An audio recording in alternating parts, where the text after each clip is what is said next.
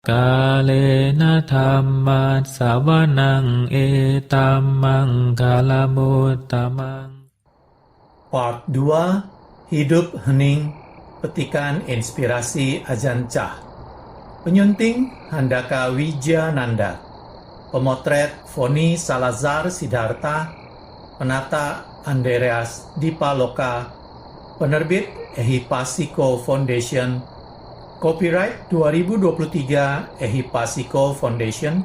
Cetakan pertama Desember 2023. Sampul Sarangan Indonesia 2022. Buku ini merupakan gabungan yang berisi petikan-petikan inspirasi dari Ajahn Chah dengan foto-foto yang dihasilkan oleh Foni Salazar Siddhartha. Dalam audiobook Hidup Hening ini, saya akan membacakan hanya petikan-petikan inspirasi dari Ajahn Chah tanpa menyertakan foto-foto dari karya Foni Salazar Siddhartha.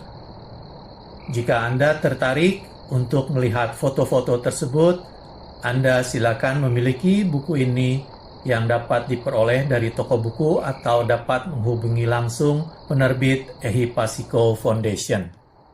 Baiklah, kita mulai part 2 ini dengan melanjutkan dari halaman 81. Pikiran adalah guru dari tubuh dan ucapan, sehingga perlu dilatih dengan baik. Membiarkannya menuruti dorongan alaminya hanya membuat seseorang menjadi binatang. Berdiri, berjalan, duduk, dan berbaring, sekedar memiliki kehadiran pikiran, kita akan tahu apa yang benar atau salah setiap saat. Ketika pikiran tidak damai, jangan melekatinya. Ketika pikiran damai pun, jangan melekatinya. Upaya benar bukanlah untuk membuat sesuatu terjadi. Itu adalah upaya untuk eling dan waspada setiap saat. Jika kalian mengutuk seorang arahat, dia tidak peduli. Dia tidak bereaksi seperti seorang gila. Dia gila, tapi punya penyadaran. Mengubah gagasan salah menjadi pemahaman benar adalah hal tersulit untuk dilakukan. Karena kita bahkan tidak menyadarinya. Penyadaran adalah kehidupan. Kapanpun kita tidak berpenyadaran, ketika kita tak waspada, itu seolah kita sudah mati. Jika kalian tidak berpenyadaran, kepemilikan, kekayaan, ketenaran, orang-orang terkasih, bisa menendang dan menggigit kalian. Seseorang yang terampil dengan pikirannya juga terampil dengan dunia. Pikiran kita selalu bergetar setiap hari, setiap saat. Disinilah di mana Buddha ingin kita melihat. Entah apapun yang kalian lakukan, lakukanlah dengan pikiran melepas. Jika kalian menginginkan masa depan yang baik, berbuat baiklah dan sadari apa yang kalian lakukan saat ini. Sadari bahaya pujian dan celaan. Jangan menjadi merasa tinggi atau rendah terhadapnya. Tetaplah di sini. Apa itu Nibbana? Nibbana berarti tak menggenggam. Nibbana berarti melepas. Orang-orang ingin mencapai Nibbana, tetapi ketika kalian memberitahu mereka bahwa tidak ada apa-apa di sana, mereka mulai berpikir dua kali. Mungkin kita berlatih karena kita ingin pergi ke Nibbana. Inilah dia. Kalian tidak bakal sampai ke Nibbana. Memberi persembahan itu baik. Menjaga sila itu baik. Berlatih meditasi itu baik. Mendengarkan ajaran Dhamma itu baik. Semoga semua ini menjadi prasyarat untuk menembusi Nibbana. Hati-hati, kita belum meninggalkan dunia ini. Apapun yang perlu kita lakukan, lakukan sekarang. Jangan menunggu terjadinya sesuatu yang spesial. Astrologi bisa bicara tentang apa yang akan terjadi. Namun, ketika bicara tentang masa kini, astrologi tidak tahu harus berbuat apa. Apapun yang terjadi pada masa depan akan muncul dan berlalu pada masa depan. Tidak ada gunanya mengkhawatirkannya sekarang. Ajaran Buddha membahas mengenai mengurusi hal-hal saat ini juga. Buatlah diri kalian siap untuk apapun yang mungkin terjadi. Jika tidak baik, biarlah mati.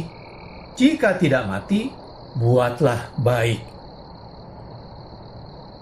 Investasilah ke sesuatu yang akan benar-benar berguna. Hiduplah di antara ketertarikan dan keengganan, tetapi jangan terjebak di dalamnya. Tidak ada yang bisa menjamin bagaimana sesuatu akan terjadi, jadi biarlah itu tidak pasti. Hidup di dunia ini hanyalah tentang mengetahui waktu, tempat, dan orang yang tepat. Kesenangan menyembunyikan kesakitan. Kesakitan menyembunyikan kesenangan. Salah menutupi benar, benar menutupi salah. Melihat sesuatu dari satu sudut pandang tidaklah lengkap. Kekayaan, rumah, dan keluarga seharusnya tidak menodai kita. Semua itu seharusnya membantu kita mengembangkan kesempurnaan batin. Tanpa melihat bahayanya, tidak ada cara segala sesuatu bisa diperbaiki. Jangan dengan bodoh melekat pada segala sesuatu. Pegang mereka dengan bijak. Kebahagiaan atau kesedihan tidak tergantung pada punya sedikit atau banyak. Itu tergantung pada kebijaksanaan. Dimanapun pengalaman menyenangkan atau tak menyenangkan terjadi, kebijaksanaan bisa terbit di sana. Amatilah. Hentikan amarahmu. Sungguh marah itu tidak lucu.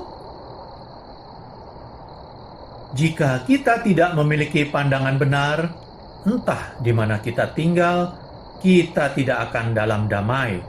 Kebijaksanaan tidak akan muncul. Dua ekstrim yang Buddha katakan, para petapa seharusnya tidak terlibat dengan serius. Yang pertama adalah pemuasan indriawi. Yang kedua adalah penyiksaan diri. Seseorang yang tekun benar-benar tahu apa yang berguna dalam begitu banyak cara. Berlatihlah untuk mengembangkan kebijaksanaan dalam saat kini. Lakukan apa yang perlu kita lakukan sekarang, bukan besok. Orang yang puas adalah orang yang kaya. Jika kalian miskin, jangan memanfaatkan orang lain. Hadapi situasinya. Bekerja keraslah untuk membantu diri kalian sendiri. Jika kalian kaya, jangan menjadi lalai. Tidak sulit-sulit amat untuk segalanya menjadi hilang. Mendapat sesuatu, jangan hilang dalam kegirangan. Kehilangan itu jangan terlalu susah. Masalahnya bukanlah orang lain menyayangi atau membenci kita. Kendalikan diri kalian, jaga diri kalian. Selidiki diri kalian untuk menemukan kebenaran di dalam, bukan di luar. Dengan cara-cara piawai, satu kata bisa bermanfaat. Jika tidak, kalian dapat menyebabkan masalah dengan kata-kata kalian sendiri. Kita harus menjadi saksi diri kita sendiri. Jangan andalkan orang lain sebagai saksi. Belajarlah untuk mempercayai diri sendiri, maka tidak akan ada kerugian. Satu orang punya satu pandangan tentang suatu persoalan. Orang lain punya gagasan lain. Kita tidak perlu terlibat dalam perselisihan mengenai itu. Mengenal diri sendiri adalah yang paling penting. Moralitas bukanlah sesuatu yang bisa diberikan, diminta, atau diterima dari seseorang. Kalian harus mengetahuinya dalam diri kalian sendiri. Jika kita tidak menyukai seseorang, kita tidak ingin melihat wajahnya. Jika kita menyukai seseorang, kita ingin dekat dengannya. Ini tanda orang yang tak bijak. Ini bukan cara orang yang baik. Jika kita bisa melepas kebiasaan mengalah dalam pendapat kita damai. Melepas sedikit membawa kedamaian sedikit. Melepas banyak membawa kedamaian banyak. Melepas penuh membawa kedamaian penuh. Suka dan tidak suka sama-sama berbahaya. Jangan tersesat dalam baik atau buruk. Jalan lurus saja. Orang-orang menginginkan jasa kebajikan, tetapi mereka tidak melepas sifat buruk. Mereka tidak akan pernah menemukan jasa kebajikan dengan cara itu. Kebajikan adalah pikiran, perkataan, dan perbuatan yang baik dan indah. Jangan menaruh kepercayaan pada kesepakatan. Sebenarnya, kita tidak benar-benar tahu benar dan salah sama sekali. Kapanpun kalian akan melakukan sesuatu yang buruk, jika kalian melihat diri kalian pada saat yang tepat, kalian bisa berhenti. Orang sering keliru. Mereka ingin pergi dan berlatih dhamma di tempat yang benar-benar damai. Di mana lagi kalian akan berlatih selain di perbuatan, perkataan, dan pikiran kalian sendiri? Jika kalian memiliki kebijaksanaan, kemanapun kalian pergi, kalian akan bebas. Seluruh dunia sudah baik-baik saja seperti itu. Jika kalian membuat jasa atau kebajikan, simpanlah di pikiran kalian. Itu tempat terbaik untuk menyimpannya. Jika kalian kurang kebijaksanaan, maka hal yang baik pun berubah menjadi buruk. Dari mana keburukan ini datang? Hanya dari pikiran kita sendiri. Anak-anak kalian adalah karma kalian. Mereka pantas bagi pemilik mereka, jadi kalian harus bertanggung jawab akan mereka. Cinta itu sementara, benci itu sementara, kebaikan itu sementara, kejahatan itu sementara. Semua itu sementara, dan itu kekal karena selalu seperti itu. Pikiran adalah perlindungan sejati kita. Kalian tidak akan bergantung pada hal-hal lain jika kalian sudah memiliki perlindungan di dalam diri sendiri. Demikianlah saya akhiri pembacaan buku Hidup Hening part 2 sampai di sini. Saya akan menyelesaikan membacakan buku part hening ini pada video part selanjutnya atau video part 3. Terima kasih. Kalena dhamma savanang etammang kalamuttamaং